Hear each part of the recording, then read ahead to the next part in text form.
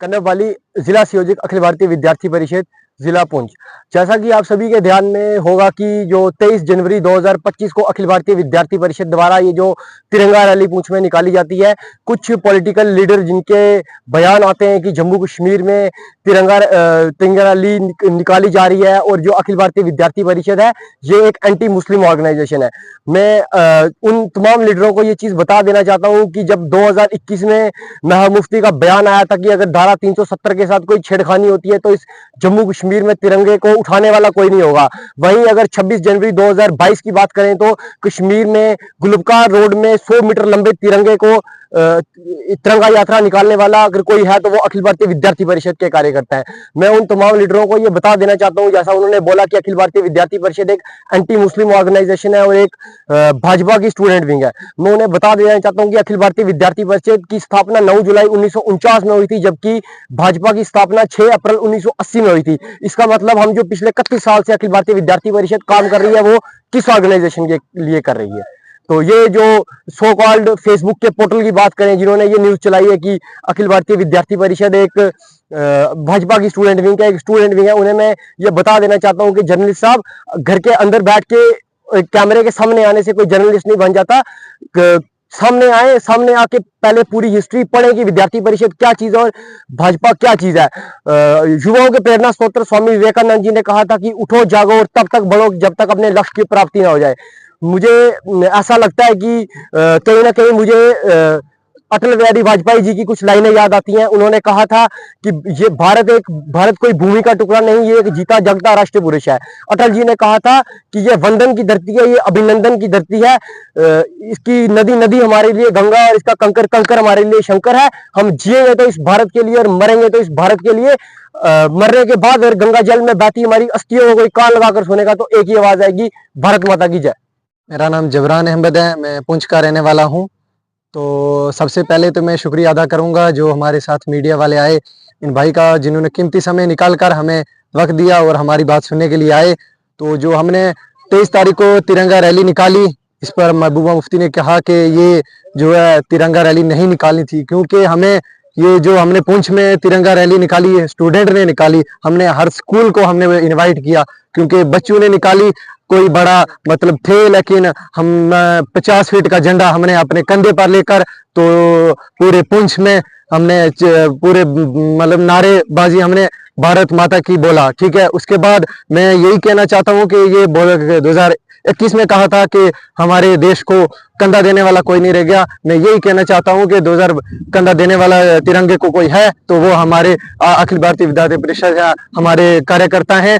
तो मैं एक ही बात कहना चाहता हूँ कि मेरा खानदान है ये पूरा, मैं देखता हूँ कि मेरे मामू शहीद औरंगजेब थे, उन्होंने अपनी जान देश के नाम नशर कर दी। मैं कहना चाहता हूं कि हमें उनकी तरह अगर कितनी जानें भी देने के लिए तैयार हैं तो हम कितनी जानें, हम पूरा मेरा जो परिवार है सब आर्मी में है। मैं यही कहना चाहता हूं कि अगर देश के लिए जान देनी पड़े तो हम बिल्कुल तैयार हैं। नमस्कार।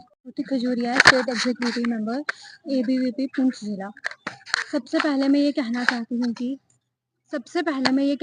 हूँ कि 23 जनवरी 2025 को एबीवीपी द्वारा तिरंगा रैली ऑर्गेनाइज की गई, जिसमें कि इल्तिजा मुफ्ती ट्वीट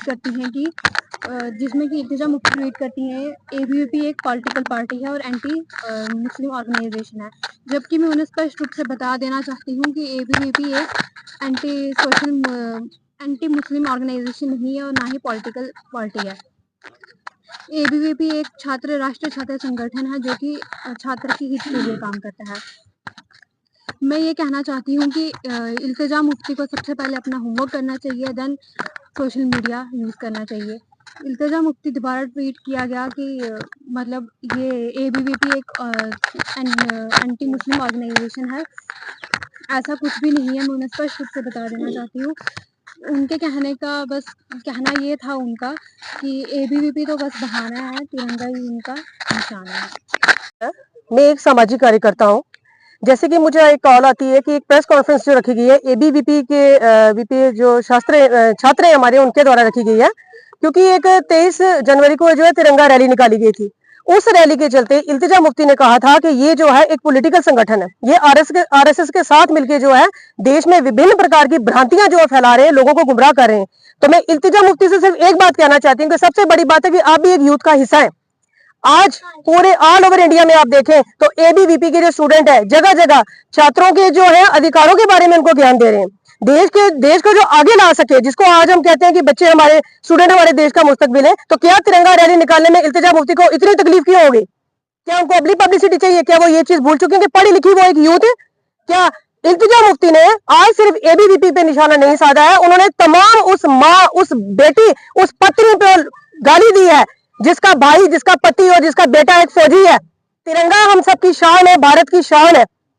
जब एक फौजी बॉर्डर पे शहीद होता है तो वो ये नहीं देखता है कि मेरा धर्म क्या है, वो ये नहीं देखता है कि मैं क्या कर रहा हूँ। उसका एक काम होता है कि अपनी प्राणों की आहुति देना और देश के लोगों को आराम से जीने का अधिकार देना। तिरंगा रैली निकालने से इल्तिजा मुफ्ती को इतनी परेशानी हो रही है, वो ये चीज बोल रही है कि जब भी एक बॉर्डर पे शहीद होता है फौजी, उसकी जो लाश लिपटी आती है, अपने प्राणों की जो आहुति देता है, उसकी लाश एक तिरंगे में लिपटी आती है। तिरंगा हमारी शान है, तिरंगा हमारी जान है, और ये वो ख्वाब भूल जाए कि तिरंगे को कंधा देने वाला कोई नहीं होगा। आप देख सकते हैं इस वक्त कश्मीर के जो हालात है वो हालात और थे। आज कश्मीर के बीच में चौक में सारी जो जितने उनके जो अपने बहन भाई है, जो आस पड़ोस के जो उनके एनिमीज जो थे ना, वो सब वहां खड़े होकर तिरंगा फैला रहे हैं। तिरंगा भारतवर्ष की एक शान है। एक सामाजिक कार्यकर्ता होने के नाते मेरा ये फर्ज बनता था कि मैं इन छात्रों का, इन बच्चों का साथ दूं। आगे भी जब इनको मेरी जरूरत पड़ेगी मैं इनका साथ दूंगी, और जो भी इस तरह के हमारे भारत देश के लिए, हमारे तिरंगे के लिए आवाज उठाएगा, हम सब मिलके सभी उसके लिए आवाज उठाएंगे। ये कोई पॉलिटिकल मुद्दा नहीं है, ये एक सबका फर्ज बनता है कि हम सब जो है भारत देश के वासी हैं। भारत माता की जय।